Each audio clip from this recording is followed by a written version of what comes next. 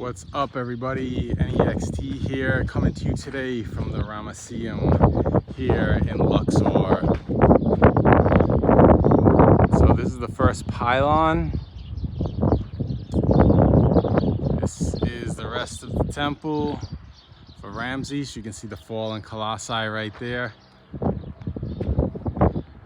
What we're taking a look at over here, this was all the scribal school, or the scribes, mystery school if you will. Scribes would go and learn the hieroglyphic language and how to carve and write hieroglyphs, read and write hieroglyphs, as well as the process for the different colors and the papyrus.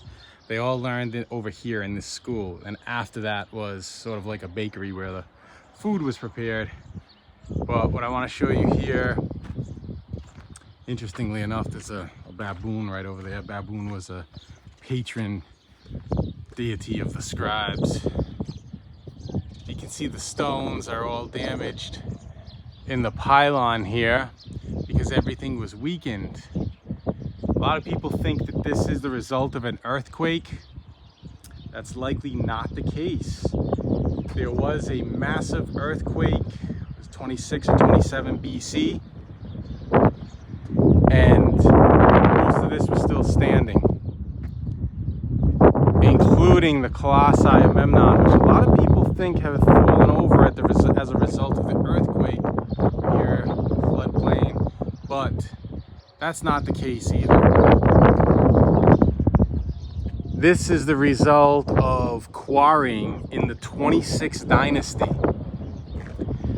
And later, there were many campaigns here that did damage to the temple.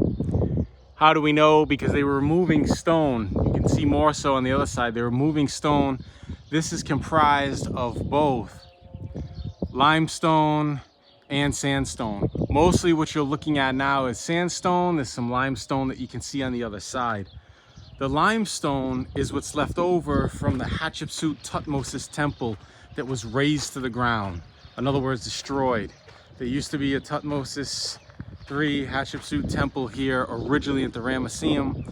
Ramses destroyed those pieces, or took what remained of those pieces and put them inside the pylon. This is not uncommon. This is like at the Temple of Karnak, where they found pieces of Akhenaten Telatat inside the pylon, pieces from his temple. As well as Sesostris, Senwasret, where they rebuilt the chapel at the open air museum at Karnak. I have a 360 VR video here on my YouTube channel of the open air museum. You can check that out. But anyway, this damage to the pylon is the result not of an earthquake, but of quarrying the stone, which then weakened the pylon and it began to fall apart. All of this brick here, this is actually very late, close to our time. This is restoration by the French, maybe about 150 years ago, trying to preserve the temple. And so this is the fallen Colossi, the famous Percy Shelley poem, Ozymandias. All of these pieces over here are part of that Colossus. Okay, and then all of those pieces in the back against the wall are part of the Colossus. And there was two giant statues here, the wife and the king. It's very likely, in fact, I'm confident that this was not originally a statue of Ramses, that this was a statue of Amenhotep III. And perhaps his wife on the side, or maybe Mutawiya. We don't know. It's hard to say with her, but this is Ramses and the wife now, only because Ramses had usurped this. How do we know? Because of the style. The face is mostly smashed off. I'll explain that in a minute. But if you look at the finish of the head, design, this is all the design, artistic characteristics of the time of Amenhotep III. And we even know who fashioned it. because there's a tomb, part of the Spanish mission, not far from here. And inside, we know that it was a tomb for a vizier, and the Egyptologists found seals which identify the family from the Delta.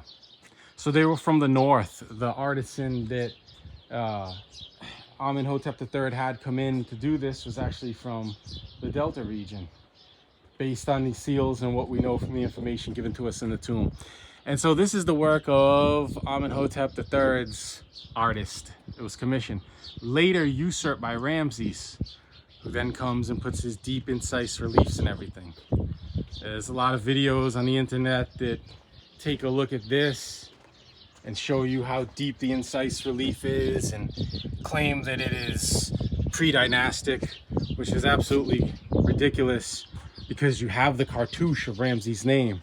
How would someone, a lot of the people that put these videos out often don't know how to read the hieroglyphs, or perhaps their guides don't tell them, but this is obviously, it's the cartouche, the title for Usermat Ra, Setepen Ra. This is the titles for Ramses. So it can't be the work of pre-dynastic Egyptians, as some like to promote, because how would the pre-dynastic Egyptians know who Ramses was thousands of years before? Not only that, we know it's the style of Ramses, this deep, incise relief, but it's his name. So clearly, it's New Kingdom. And the actual plinth, the platform itself, which the statue was on, was likely from Amenhotep III. And the statue was likely Amenhotep III. This, you see there's a mix here of granite, okay, black granite that would have come from Aswan. And then you have Amenhotep III actually got a lot of quartzite, not from Aswan, but from the north. The two statues in the distance and the ortho-quartzite statue, Colossi of Memnon, all of that stuff comes from the north. There's a quarry far to the north where they got that from, and then granite would have come out of Aswan. So here you have the black granite, and this was all part of the second gate, the second pylon. Okay, now all of these bricks here, this is the French. Again, about 150 years ago, the French basically preserved this because they haven't finished their excavations here. They haven't finished their work. You can see where the stone is cracked. And this will eventually give more insight and detail. Now, all the books, the published books, will tell you that the Colossus likely fell over due to an earthquake, although no one knows with certainty. Some alternative historians like to suggest that this is the result of a catastrophe that predates the Egyptians, because everything always predates the Egyptians, as if the Egyptians were just graffiti writers who came along and usurped these monumental statues with their crude graffiti. That is not the case. I think it's a huge mistake to underestimate the capabilities of the Egyptians. And often in alternative circles, that's what the argument becomes, that the Egyptians didn't have these capabilities because we don't have the tools in the archaeological record, which is more likely just our lack of understanding and gaps in our knowledge. There actually is a lot of information about tools available. I'm not saying we know everything about the processes of working, you know, the granite stone, but we actually do know a great deal. So people will look at this, and so for example, you can see a burn mark over here. Some people will suggest this is a result of some solar catastrophe or something like that there, and that some sort of cataclysmic event knocked this over. That is not the case. Again, for a long time, mainstream academia would argue that this is likely, although they never were really definitive on it in the interest of fairness, but suggested it was an earthquake. That's not the case. New studies, and this will be revealed in a future paper, but new studies reveal otherwise. So what you want to understand is this site was occupied by many different people over time. Like I said, 26th dynasty was here, using the site as a quarry. We know because we found the stones from here in a tomb not far from here. But later, the Copt the Copt Christians, the Copts occupy this. There was actually a church here. They put a church out in the back, and they used this for hundreds of years, over 700 years in occupation and use here. And so at the time of Diodorus Siculus, which is Diodorus Sicily, Siculus, slightly mispronouncing that. Anyway, he came here and recorded, made an account of his travels here. This is from actually where we get the Percy Shelley poem. Percy Shelley never actually visited the Ramesseum. He talks about meeting a foreign traveler from a foreign land. He was just taking artistic license to reference Diodorus, who was here.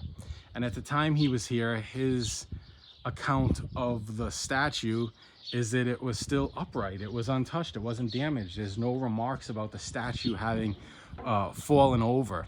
So we know that the statue was seated up on the plinth. It would have been seated. He would have been sitting, okay?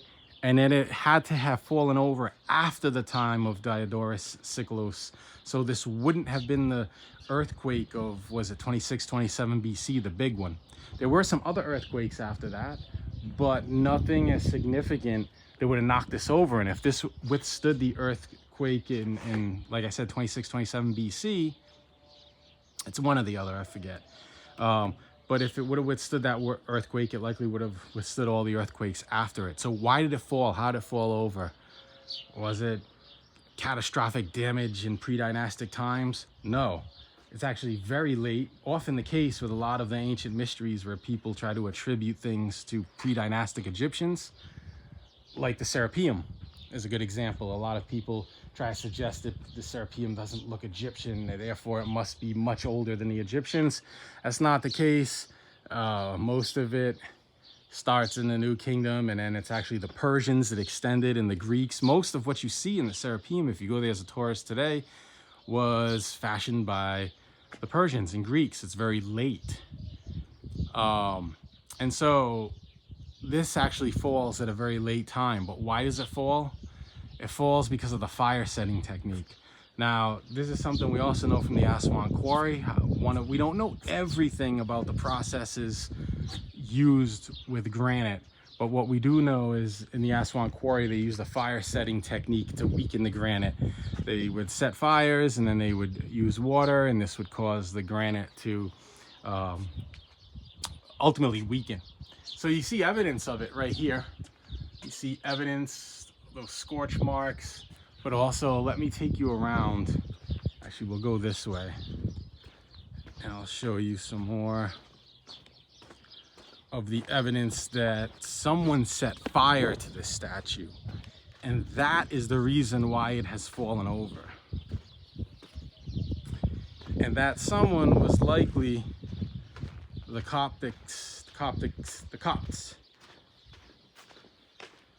This is a very important piece here. Nobody knows or realizes this. Honestly, nobody knows, because obviously the Egyptologists know, but often passed over by the casual tourist. It's part of a peace treaty with Ramses. He's talking about the Hittites. Then you have the Cartouche of Ramses. This translates into part of a peace treaty. Now, all of this is modern, right? It's modern restoration. They found this piece on the ground. They built this wall here in modern times and put the piece up. There's more at Karnak, part of that peace treaty. What we could consider the world's first peace treaty. Well, not the first, actually, because I think it was another one before. Oh, no, that would have been it, yeah. Anyway, look, so you see the granite is cracking here. The reason I'm taking you around back here,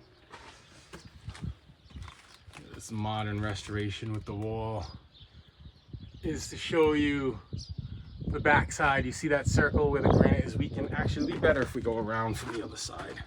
Let me take you up the stairs.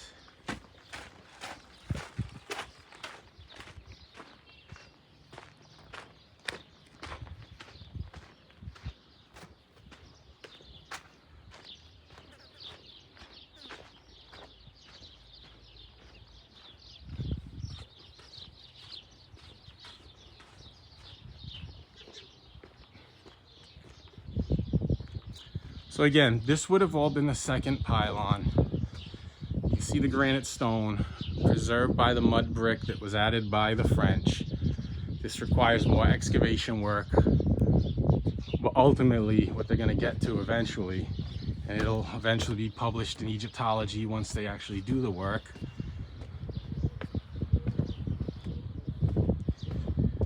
And it will be established that this had fallen over as the result of softening and weakening the granite using fire and water.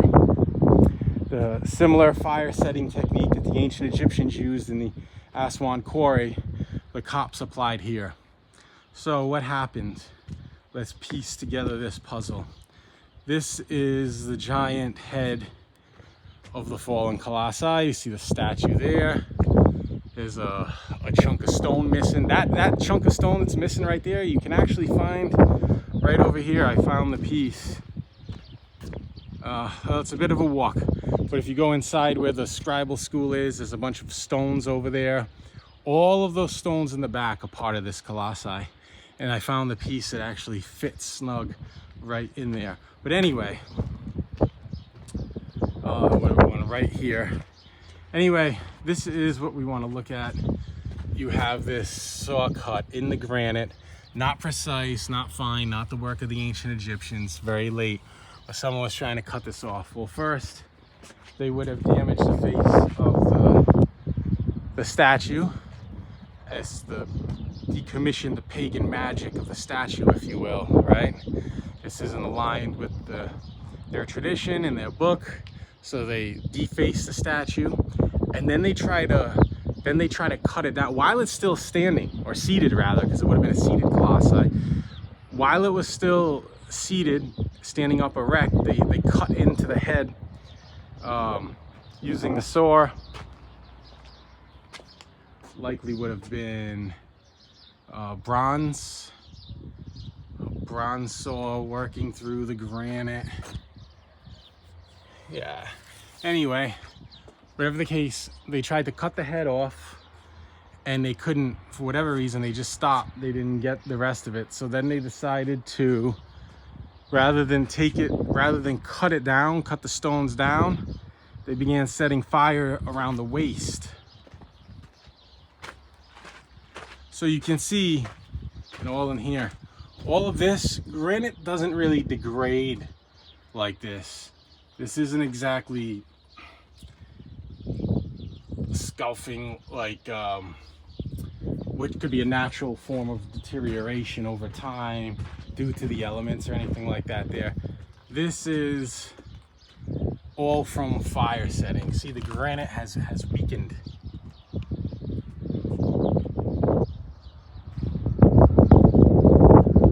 In fact, then you come around here, this is what I've shown you before. You see that circle there? All of this, the granite is, and you can even see the granite is has been weakened by the fire setting technique. So they would have set it on fire, threw water on it. There's more of the evidence there. Threw water on it. Eventually it would cause the stone to weaken by the waist, and then it fell over.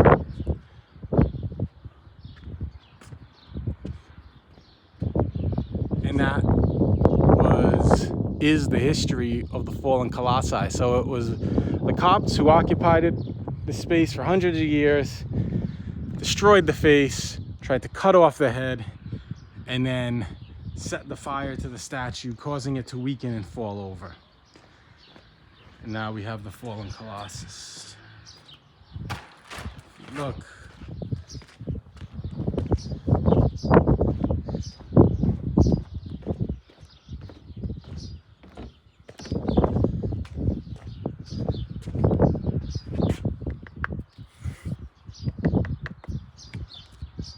You see some of the burn marks.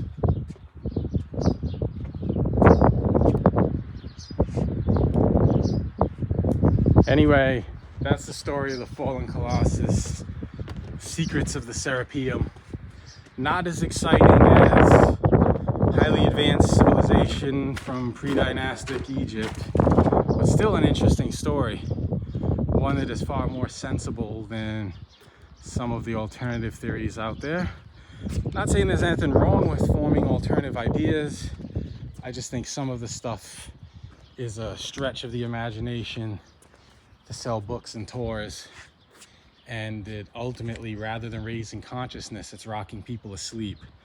And I'm not really down with that. So I'm trying to make best efforts to do the research and figure out what really happened at these sites so that you can have a better understanding.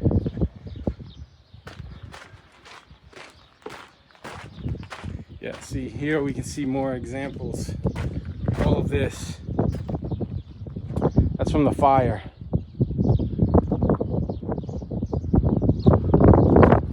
Let's go in.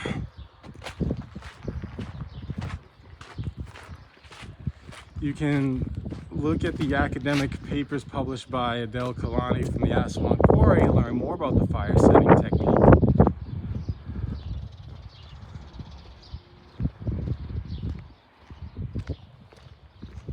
And as mentioned, this was originally a statue of Amenhotep III, father of Akhenaten. We have both their names, Amenhotep III and Amenhotep IV, inside the tomb of the Vizier. Again, part of the Spanish mission over here, where we have seals that come from the Delta. We know the artist Amenhotep III commission came from the Delta, from the north. There's that piece of the Colossi that I was telling you about. But Amenhotep III likely paying homage. Before him, it was a temple of Hatshepsut and Tutmosis. And we know because on the other side of that pylon, mostly sandstone, but you find some of the limestone pieces, the beautiful limestone that was used. And it has inscriptions on stone that would date back to the time of Hatshepsut. And we find an important clue over here.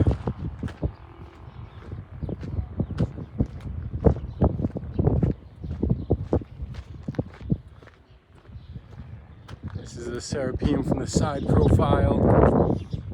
All of this over here was the scribal school. And then you get into where the food was prepared, bakery. In the back were storage facilities, tombs. Ramses wanted to store all of the best of the goods in Egypt, sky high. What's this sign say? Yeah, the kitchens, bakeries, stewards organizing the community, the life of the community. All back here was the bakery.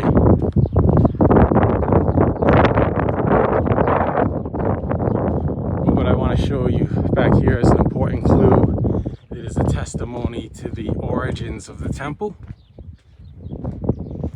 the ancient origins of the Ramesseum. Here on the Anyextee YouTube channel, you're getting the secrets of the Serapeum. So all of this, we know this stone would have been from the time of Hatshepsut and Tutmosis. This would have been part of the temple. And how do we know? Well, we find more of the stones over here.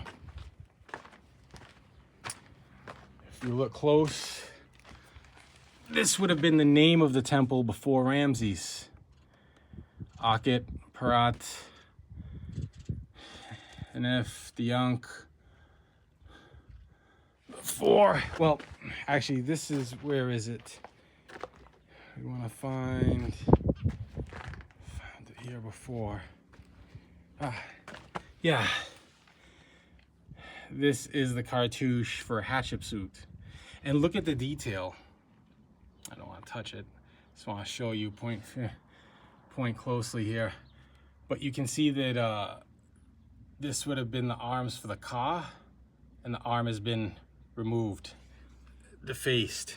So during the time of Ramses, they were facing this, taking this down. This was Hatshepsut's cartouche, and they're shaving it down. They're going to make the surface flat, and then eventually they're going to start to do deep incised reliefs like you see over here.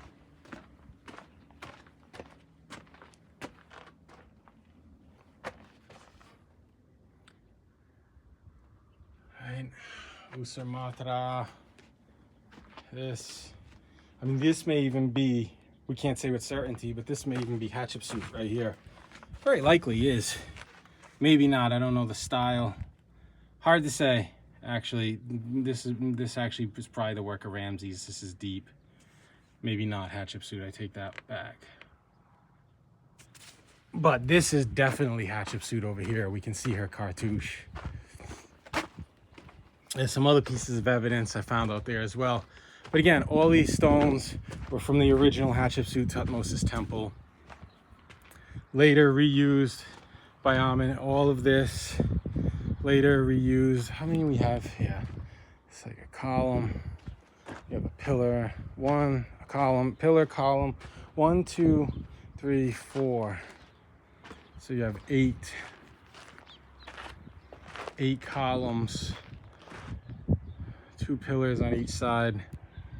8 is the esoteric number of sex, death, and resurrection in astrology.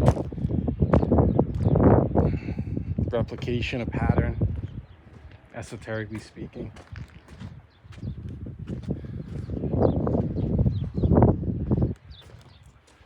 There's actually some tombs back here. Tomb of the Queen. All the storage facilities.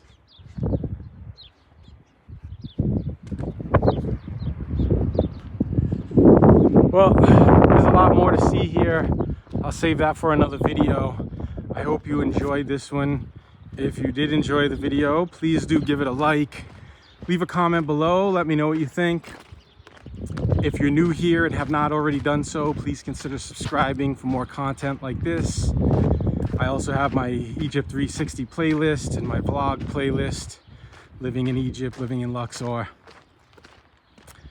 And if you do like the video, I recommend you watch the next 2 videos I put up on the screen, because these are the videos YouTube thinks you should be watching next. Peace out, everyone.